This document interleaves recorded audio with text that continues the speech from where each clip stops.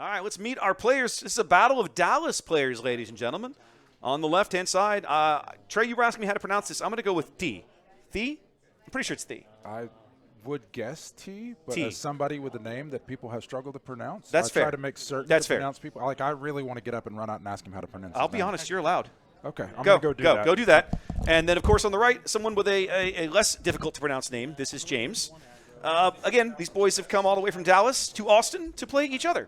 So let's come over to here. Can you see behind me? You got space there? No, that was all right, so let's come to here. You're my only hope. And then I'm going to tell these guys to cut them loose. And they can begin game one. They are set up and ready to go, ladies and gentlemen. They're going to get a few extra minutes here because the staff here at the tournament is very, very, very honest. And then very, very honest, very, very helpful. They've been holding these guys, letting us get a little bit of prep in and so on, which has been really handy. Wow, we're going for super wide one drops here, ladies and gentlemen. Rebellious function, double rebellious functionary. Okay then. Ah, thank you, Sam. I was not catching what had upset him there.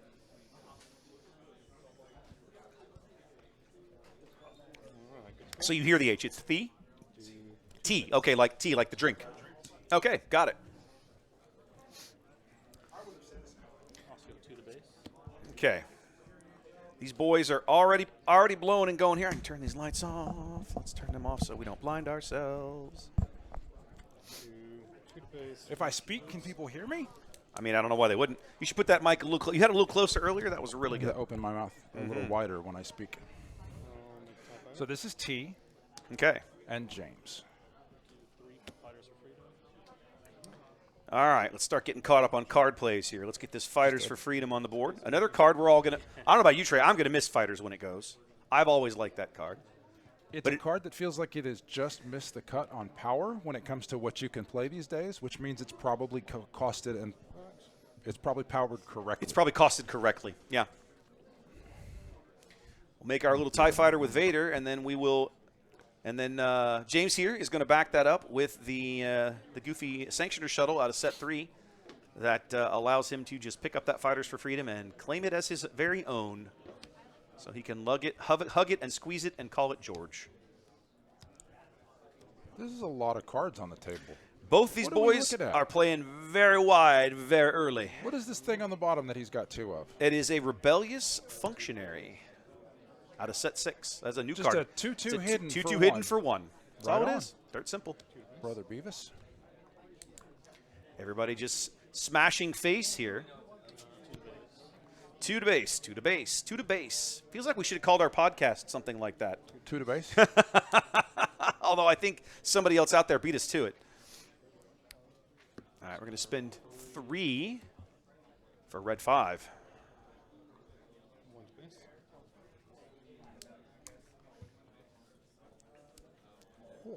Now, we didn't show that Screeching TIE Fighter when it got played. That is actually a new card, one of the better cards out of the set. That's exciting. That was in our draft. I almost took that, but I had a couple other choices that were better. I was just afraid of it dying super quickly. But the 2-1, basically it's just a regular TIE Fighter, but it has that extra ability, which is kind of good sometimes and not good a lot of the time, but backbreaking every once in a while. I like that. Mm-hmm.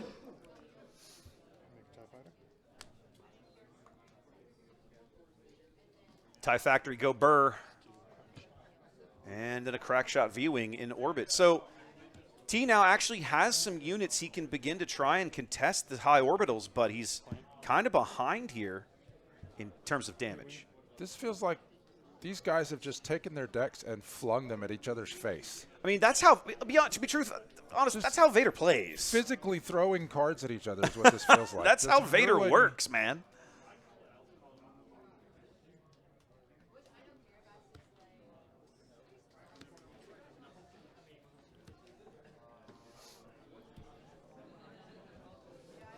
There are now, let's see. We've got, what, 12 to 2, 12? 4, 6, 7 space units on the board for James. He killed the red 5. Oh, no, he captured. He captured the red 5 by playing another one of those stupid shuttles. I don't know. I think the shuttles. I like that shuttle. I hate that card. I mean, it's the fact that you can trigger it on turn 2 is just dumb. Okay, you can trigger it on turn 2, but you have to build your deck around the ability to do that. So I find it to be very useful. Okay, so we're going to heroic sack and actually start fighting each other in the space arena and get his red 5 back. Going to exhaust Sabine for a while. You go to sleep, man. Take a nap. Oh my goodness, he did not. 3? He didn't resource. He said 4 is good enough for me, my friends. So he did. Oh, that's exciting. What did he exhaust it with? Was it double no good to me dead? No, he played Snub Fighter to tap them down. So I haven't really seen the Vader Yellow deck since it got some Secrets of Power toys, and that's one of them that is quite good. Okay. The Lurking Snub Fighter. Why are we getting so many ads, do you know? This is the second person I've seen ask to talk about how many It's YouTube. ads. I don't get a shit. There's nothing I can do there, kids. Okay. YouTube wants their pound of flesh. What do you want from me? Okay. I advise them to pay for it or use an ad blocker? Yeah, I can do nothing. I'm not given a choice to not push ad rolls on YouTube. I just stream. 2, 1. Only 3 HP remaining? 3 HP remaining for T here. It's still going to take James 2 actions to deal 3 damage, though. Unless he has like a surprise strike or something. Right. All right, game 1. Just that quickly, James just kind of runs away with game 1.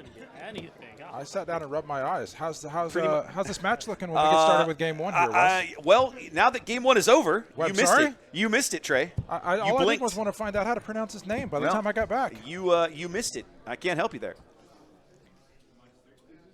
I feel like T could really use some bombing runs in this matchup. What do you think? Let's see what we can bring in. What are we bringing in over here on the red side? Now, technically, we're not supposed to be doing this, so we're not supposed to be showing deck lists and sideboards and such. So I'm gonna push this away since we can actually see his stuff, and we're not supposed to. So give me a moment here to make a small edit on something. Come on, no, not you. You. There we go. So there, and we're gonna come to here while these guys do some sideboarding shenanigans. Most players have been kind of sideboarding off camera anyway, so I haven't had to do a lot of this.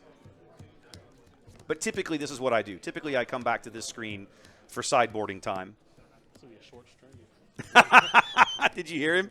T goes, this is going to be a short stream. That's not a man who has confidence in game 2, Trey. Well, I was thinking as I'm watching this game, I don't know, with the flurry of Blizzard or whatever. The words are not correct. It's taking me longer to think of the appropriate words to describe this match than it is for them to play it. It occurred to me that the quickest way to not get on stream of a Sea Raptor stream is to play Control. That's not entirely accurate. I've covered plenty of Control. Yeah, when you have to in the top 8. That's not not entirely true. I have covered Control in Swiss. You ever look at the lit match list and be like, that's a Control deck and that's a Control deck. They're playing each other. That's interesting. Let's go with that. No. See? When there are 2 Control decks paired against each other, I will actively avoid showing that because it's not interesting to cast. And I don't think it's interesting to watch. If you're in chat and you disagree with me, I would love to know. Because if there's an opportunity there that I'm missing, please feel free. My own biases work against me here. I'll admit that. But I have Control matches frequently are like, oh, I played a card. Oh, I murdered your card. Oh, I played a card. Well, I murdered your card. That's not interesting to watch. But that's Control on aggro. Usually that's Control on Control is I didn't play anything and you didn't play anything. Wow, that's just so much fun to watch. Let's just sit here and put resources down until somebody draws a Devastator. Right, I'm not. Like, that's not interesting either. I'm not saying that's what you should be covering. I'm just, you're giving it more credit even than it deserved. Yeah, maybe.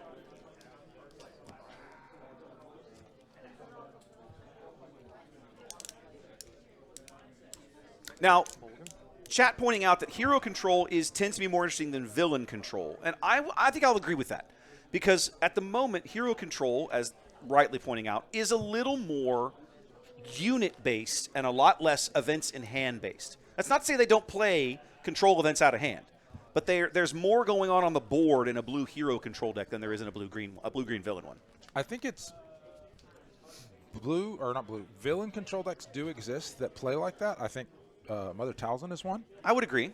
But the opportunity to play the uninteresting to watch control decks is a lot greater for villain. Okay. So that more of those exist here than do necessarily on the hero side. I'm not really arguing with you here. I'm just my only point is that it is possible to play those control. It is possible to play those control decks, similar to how hero does it in villain, but you can also do very boring things. Yep. Ooh, James only has a single 1-drop in his opening hand. If T had come up with a space unit, this might be a very different game, too. What a pile of trash. As it is, we're seeing one of my favorite units in the ground arena. Mr. Bones. Oh, my goodness. And a classic, that classic mining tie. How domesticated am I? Get married 25 years later. How domesticated am I that I see Mr. Bones and I'm thinking of White Christmas, where the two sisters sing Mr. Bones. Oh, wow. That makes me sad, Trey. You just made. Please be sad for me. I'm a little sad on the inside right now. I think I just died a little bit on the inside. My wife, however, if she's still watching this, is gleefully clapping.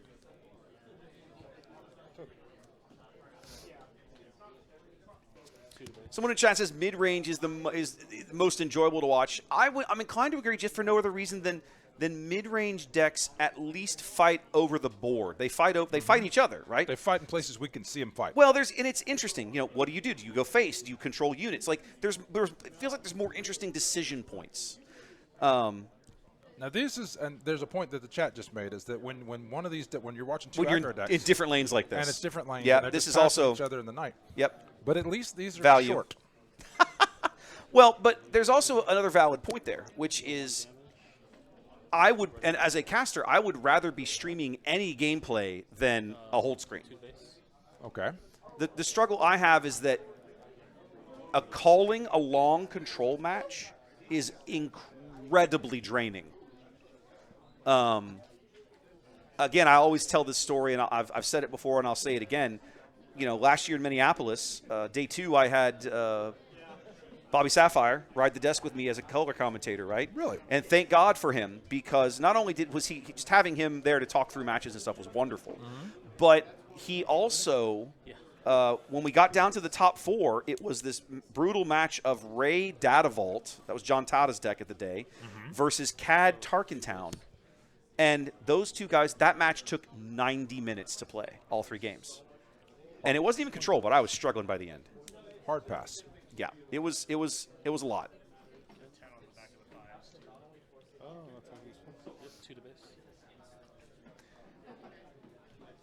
T has definitely He's pushed swinging. He's pushed a lot more damage out of this ground package in Game 2 than he was able to get in Game 1. Now, he's lost some units, just the one so far, thanks to the little control shuttle. The control shuttle picked up Mr. Bones, the Sanctioner shuttle, which is, truth be told, if I'm T, that doesn't bother me all that much. Okay, you grabbed my single cost 3-1, like, whatever. And then he played the Academy Disciplinarian there to get another attack out of his turn 1 play there. Going to bring out Sabine.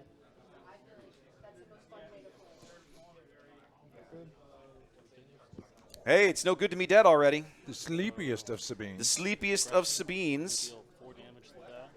So she enters the board and immediately takes a nap. So what do you think he did with the other one? Did we see what he did with the other one? What was did he draw a card? Who? No, aggression. He readied his Disciplinarian. Oh, smart. And attacked for 3 more. All right. And then aggroed to get his Mr. Bones back. They both played a lot of cards there. I'm just going to catch the board state up because it's difficult to track every single play. Well, I do have a question for you. But Sabine's in a good position here. I don't remember the rules on this part. Because you can do the aggression in any order you want. Correct. Could he have killed it? Yeah. And this is the timing on when you get something back. Do you get that thing back immediately? That's actually a judge question. I think you get it back, but I think because the other card you have to resolve them all as one action, and you didn't technically possess that unit at the time, I think. Could he have readied the 3-1? that he got back. That's what you're asking. Yeah. I don't think he can. Okay. I don't think he can.